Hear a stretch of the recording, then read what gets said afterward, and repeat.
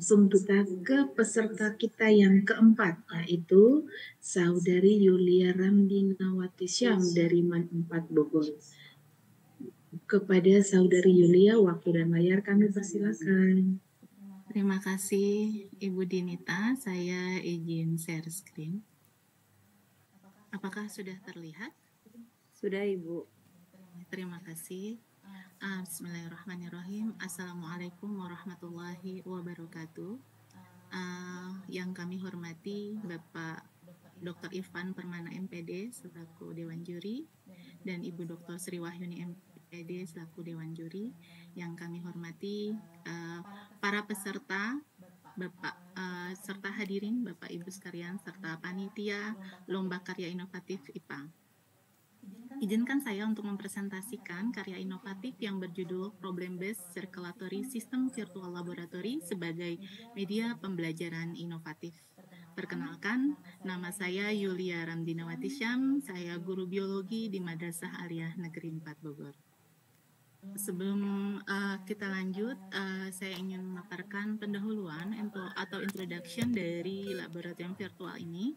Laboratorium virtual ini merupakan media pembelajaran inovatif untuk menghasilkan pembelajaran biologi yang bermakna, di mana siswa dapat berperan aktif, ikut serta dalam proses pembelajaran, terutama jika kendala dalam melakukan praktikum di laboratorium terjadi seperti kurang memadainya sarana dalam praktikum di laboratorium. Atau tidak punyanya laboratorium di sekolah, maka lab virtual dapat menjadi alternatif praktikum biologi. Lab virtual yang saya kembangkan diintegrasikan dengan model pembelajaran problem based learning dalam upaya untuk melatih keterampilan di abad 21 yang kita kenal sebagai 4C seperti communication, critical thinking, collaboration, dan creativity. Dan dalam pembelajaran lab virtual ini ditekankan pada critical thinking skill-nya. Lab virtual sendiri merupakan serangkaian alat-alat laboratorium yang berbentuk perangkat lunak atau software komputer berbasis multimedia interaktif berbentuk simulasi, eksperimen, atau animasi yang dapat mensimulasikan kegiatan seperti laboratorium sesungguhnya.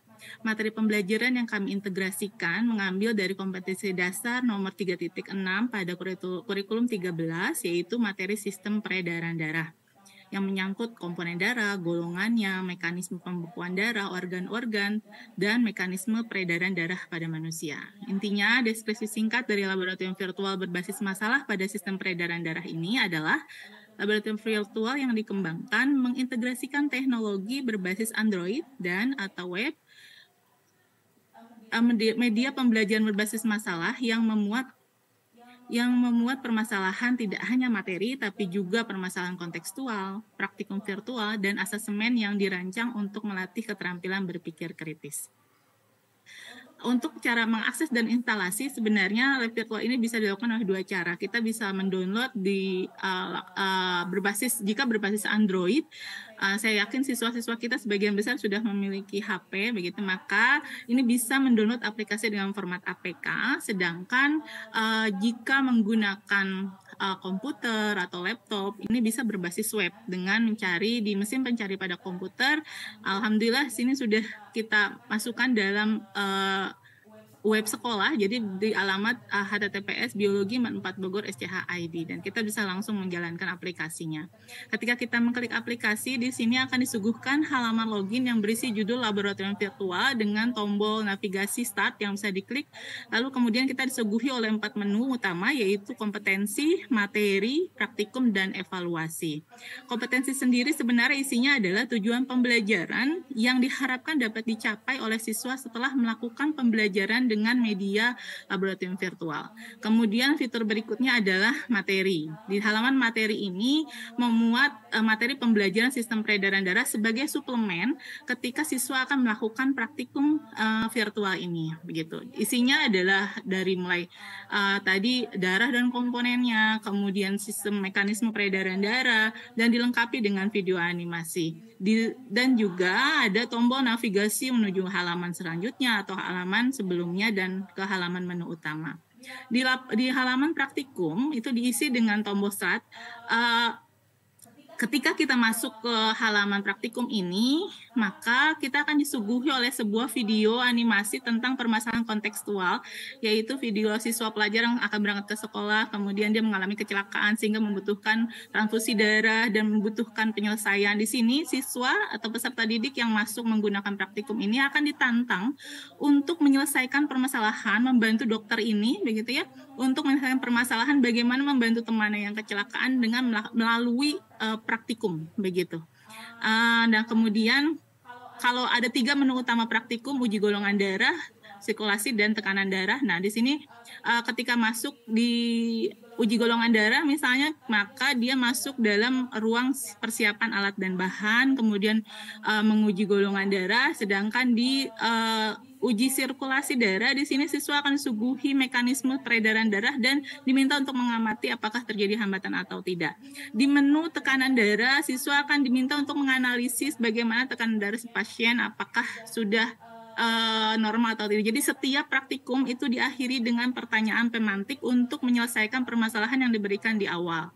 Di akhir ada halaman evaluasi, siswa dapat melakukan menguji kepemahaman terhadap proses pembelajaran dengan menjawab 10 soal yang dibuat berdasarkan indikator keterampilan berpikir kritis dengan bentuk soal multiple choice with reason, dan di akhir ditutup dengan skor siswa dapat berapa dan dilengkapi dengan kesimpulannya, seperti itu. Jadi keunikan ke aplikasi ini adalah, pertama, aplikasi lab virtual yang berbeda dari lab virtual yang lain adalah di lab virtual ini kita mengintegrasikan dengan permasalahan kontekstual yang terjadi sehari-hari seperti kecelakaan itu. Yang kedua, adanya dilengkapi dengan animasi yang membuat minat anak menjadi lebih. Kemudian ada latihan soal yang berbeda dengan MCR atau multiple choice with reason. Dan terakhir, lab virtual ini bisa diakses dengan multi platform, baik oleh Android, laptop, tablet, dan lain sebagainya. Mungkin untuk berikutnya saya izin untuk mencoba aplikasinya. Apakah sudah terlihat, Bapak Ibu? Sudah. Oke, terima kasih. Sudah terdengar? Sudah. Oke, terima kasih. Ini mungkin karena mengingat waktu, saya tidak akan coba semuanya. Kita coba langsung ke praktikumnya saja. Untuk permasalahannya.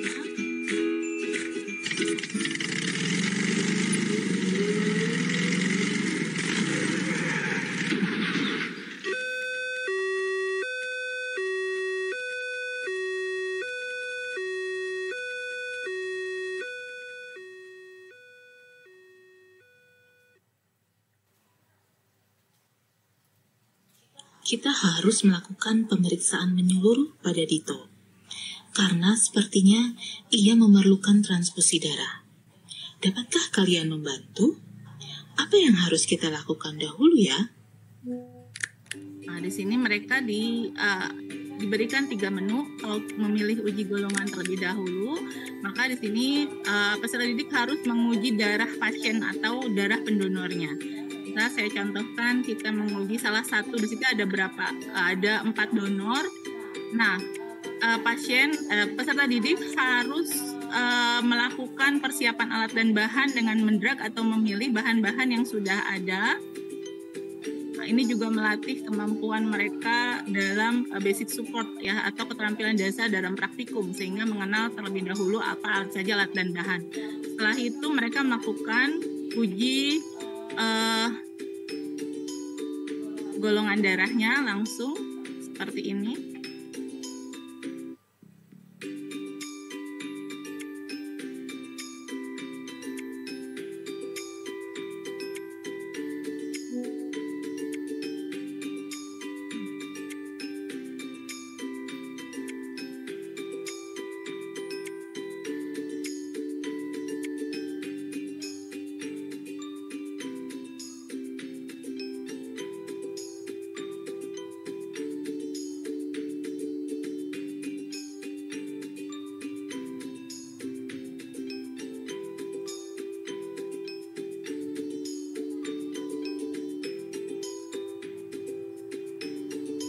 Kemudian mereka diminta untuk mengamati, setelah itu menuliskan hasil pengamatannya, misalnya mereka mengklik apakah tadi hasil dari uji golongan darahnya kemudian menganalisis dari hasil pengamatan itu apa kesimpulan akhir dari golongan darahnya.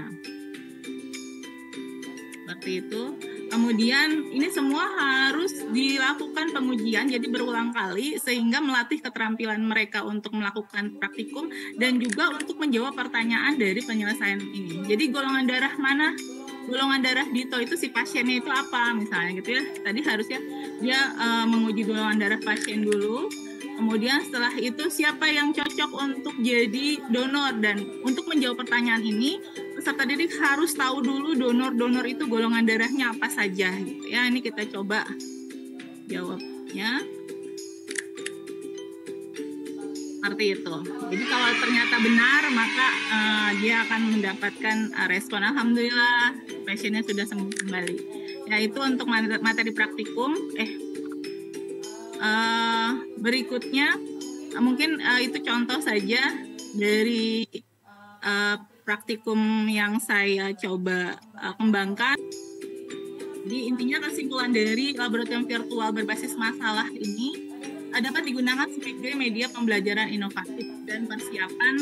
Jadi persiapan untuk pra-eksperimen. Seandainya sekolah punya laboratorium sesungguhnya pun, lab virtual ini bisa digunakan sebagai latihan sebelum melakukan praktikum sesungguhnya di laboratorium. Seperti itu. Kemudian laboratorium virtual ini menjadi pembelajaran yang sustainable. Jadi bisa dilakukan anywhere, any place, bisa dilakukan di mana saja, kapan saja gitu. Karena memang multi platform seperti tadi. Seperti itu. Mungkin kesimpulan yang bisa saya sampaikan. Address our sustainability through education. Sebagai guru terakhir saya ingin mengucapkan sebuah pantun. Jalan-jalan ke Palasari. Jangan lupa membeli buku. Tiada kata yang paling indah di hari ini selain kata selamat Hari Guru. Terima kasih. Assalamualaikum warahmatullahi wabarakatuh. Waalaikumsalam warahmatullahi wabarakatuh. Cakep, keren ya Bapak Ibu guru. Ya.